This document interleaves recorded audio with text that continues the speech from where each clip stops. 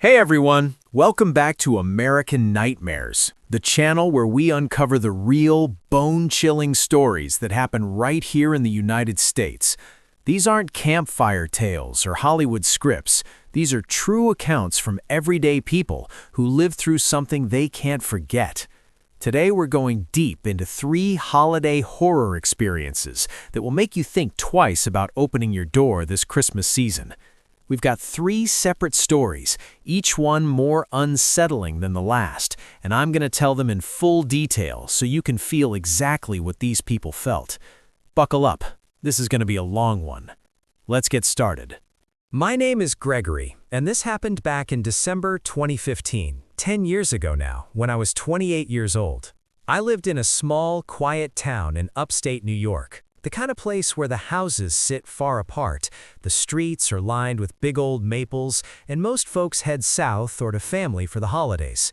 My girlfriend, Sarah, had gone to stay with her parents in Pennsylvania for a full week. I stayed behind because of work. I was a junior accountant at a local firm and had to wrap up year-end reports. So for 7 straight days, I had the entire house to myself. At first, I loved it. I cranked the heat up, wore sweatpants all day, ordered pizza whenever I felt like it, and binge-watched shows without anyone nagging me to pick something we could both enjoy. The neighborhood was practically deserted. Snow had been falling lightly for days, blanketing everything in a soft, perfect white. By the second night, I was already feeling like I'd won the lottery of solitude. That night, December 18th, I think it was, I was in the kitchen around 6:30 p.m. It was already pitch black outside. I'd thrown together a basic dinner, spaghetti with chicken strips and jarred marinara sauce. I'm not a cook, so it was nothing fancy, but it smelled good. I had the TV on in the living room, some random sitcom playing low just to fill the silence. The house felt bigger and emptier than usual, and the quiet had started to feel heavy. I was sitting at the kitchen table, twirling pasta on my fork, when I heard something that made me freeze mid-bite. It sounded like singing. Faint at first, almost like it could have been the wind or a distant radio, but as I listened, it became unmistakable. Someone outside was singing Jingle Bells. I muted the TV. The voice was clear now, slow, off-key, and definitely male. Not a kid's high-pitched voice, but a grown man's, deep and a little raspy. I figured it was neighborhood kids messing around, maybe some drunk college guys home for break. But the longer I listened, the more I realized it was coming from right in front of the house. I stood up, walked through the living room, and opened the front door a few inches. The porch light was on, casting a warm yellow circle onto the snow-covered stoop. And there he was. A man, maybe 35, stood directly on the top step, facing the door. He wore a thin navy windbreaker, way too light for the 20-degree weather, and no hat, no gloves. His hair was dark and messy, sticking out in all directions. His face looked pale, almost gray in the porch light. But the strangest part was that he was staring straight down at my welcome mat, completely focused on the song. He didn't look up when I opened the door. He just kept singing, word for word, in that same slow, flat tone. I stood there for a second, unsure what to do. I'd never had carolers before. In all the years I'd lived there, no one had ever come around singing. And usually carolers come in groups, families, church groups, kids with bells. A solo grown man on my doorstep felt off. I forced a polite smile and said, "Hey, hi." He didn't respond. He finished the chorus, took a breath, and started the song again from the very beginning, still staring down at the mat. I closed the door gently, thinking maybe he was special needs or something. Maybe he'd wandered off and thought this was his house. I went back to the table and tried to eat, but the singing kept going. Through the door, through the walls. It was relentless. After a few minutes, I got up again, opened the door, and said, "Hey man, thanks for the song. Merry Christmas, okay?" I gave him a little wave. He finally looked up at me, direct eye contact. No smile, no nod, just those eyes locked on mine. Then he started the song again, same pace, same off-key notes. I closed the door and locked it. The singing didn't stop. It kept going, unbroken, like a broken record. I sat back down and checked my phone. Nearly 4 minutes had passed since I first opened the door. I tried to finish my dinner, but every bite tasted like cardboard. The man was still out there, singing the same song over and over. 10 minutes, 15, 20. I kept waiting for him to leave, to get bored, to move on. But he didn't. Finally, the singing just stopped. The sudden silence was almost worse than the noise. I crept to the front window and peeked through the blinds. He was still there, but he'd moved. He was now standing at the very end of my driveway, facing the house, completely still. Snow was falling again, soft flakes landing on his shoulders and hair, but he didn't move. He just stared at the front door. I opened the door a crack and said, "Hey, you need to leave. This is private property." No reaction. "I'm serious. I'll call the police." Nothing. He just stood there. I shut the door, locked it, and went upstairs. I figured the threat had worked. I changed into pajamas, turned on my bedside lamp, and tried to read. Maybe 20 minutes later, I heard it again. Jingle Bells.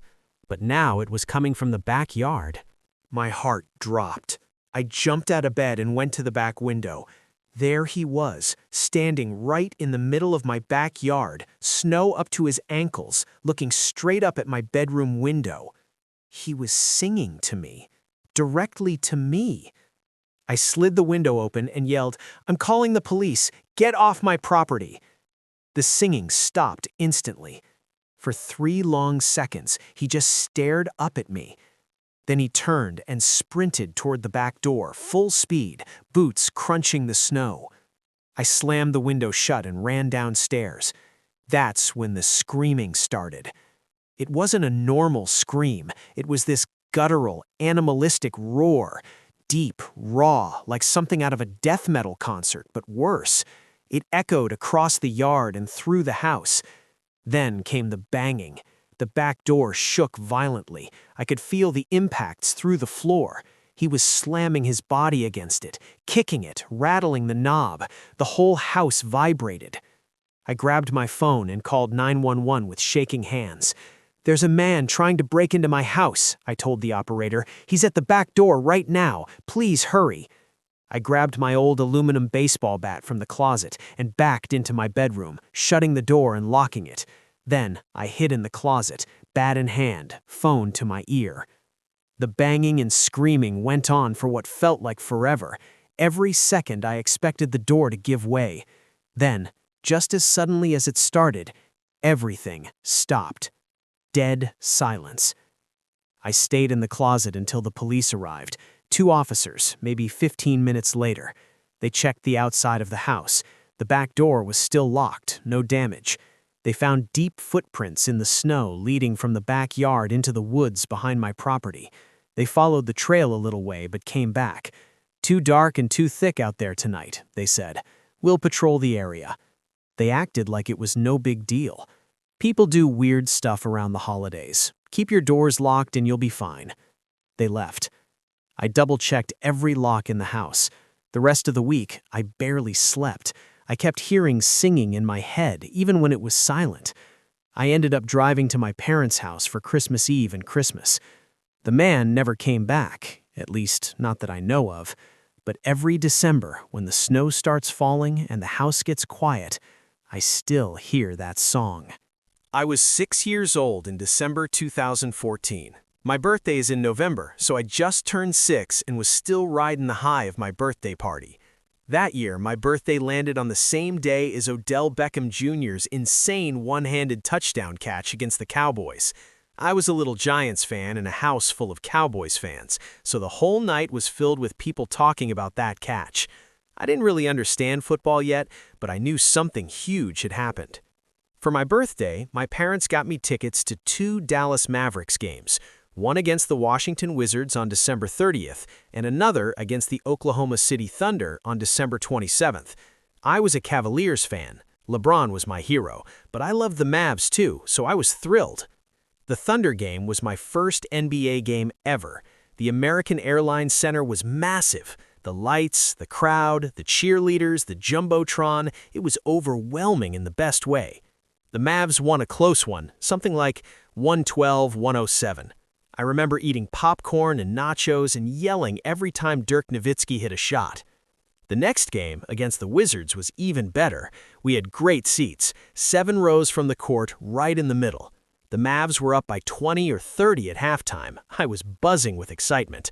I wanted to roam around like the big kids, get food, go to the bathroom by myself, but I was only 6, so my parents kept me close. At some point during the second half, we went to get food. We waited in a long line. My dad went to another stand to grab something different. I was with my older brother, who was 12. We finally got to the counter, and while my brother was paying, I walked maybe 30 feet to throw away some candy wrappers in a trash can. That's when the man approached me.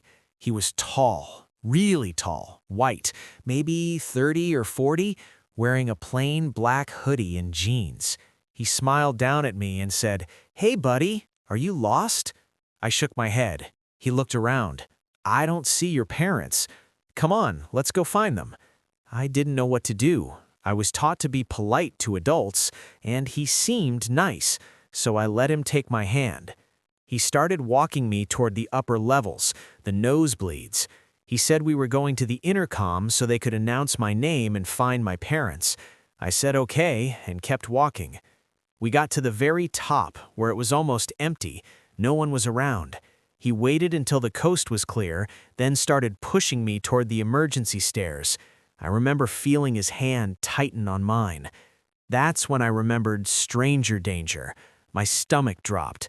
I yanked my hand free and ran as fast as I could back down the stairs.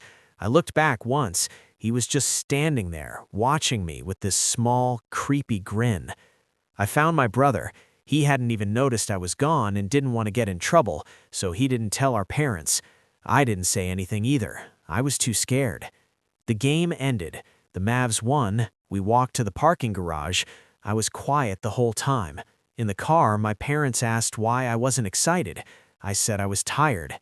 We were maybe halfway home, about 45 minutes from downtown, when a loud horn blared behind us. I turned around. It was a big truck, and the same man was driving. There were 3 other men in the cab with him, just silhouettes.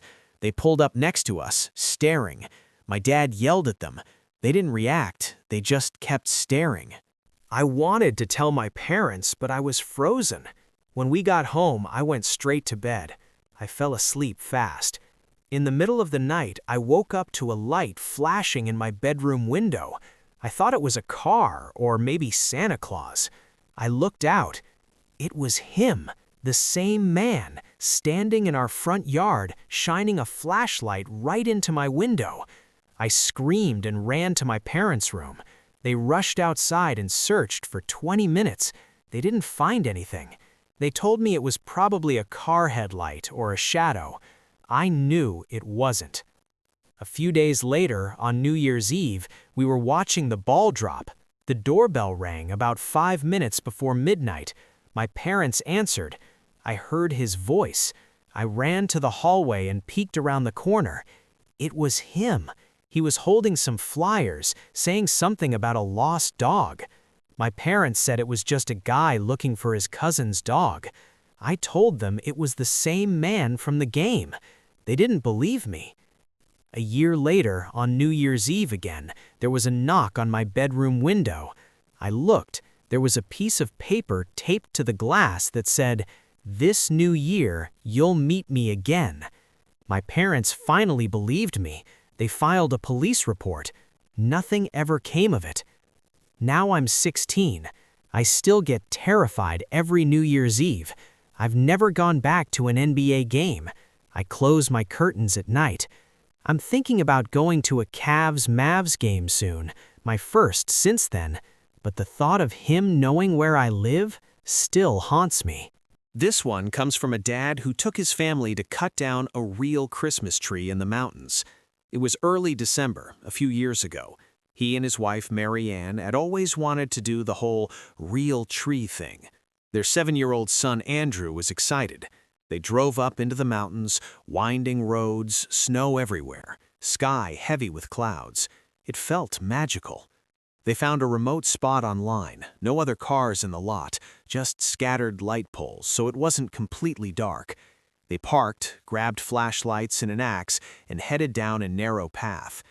Andrew was throwing snowballs, running ahead, pointing at trees. The deeper they went, the quieter it got. No birds, no wind, just the crunch of snow under their boots. The dad started feeling watched. Every time he turned around, nothing. Then they heard footsteps behind them, slow, deliberate. They turned. A man stood about 20 feet back on the path. Dark clothes, thin jacket, bare hands red from the cold, pale face. He smiled in a way that made the dad's skin crawl. He asked if they were looking for a Christmas tree. They lied, said they were just walking. The man said, "Don't worry, I'm not a park ranger." He stepped closer. They started walking back toward the car. Every time they looked behind, he was a little closer, even though they didn't hear him speed up. They decided to run when they hit the main road. The man just watched, nodding slowly, like he was saying goodbye. They made it to the car and sped away. They never went back to that spot. These 3 stories show how the holidays can turn dark fast. Real people, real fear, real nightmares. If you've got your own American nightmare, drop it in the comments. Like, subscribe, turn on notifications. Stay safe out there, and lock your doors.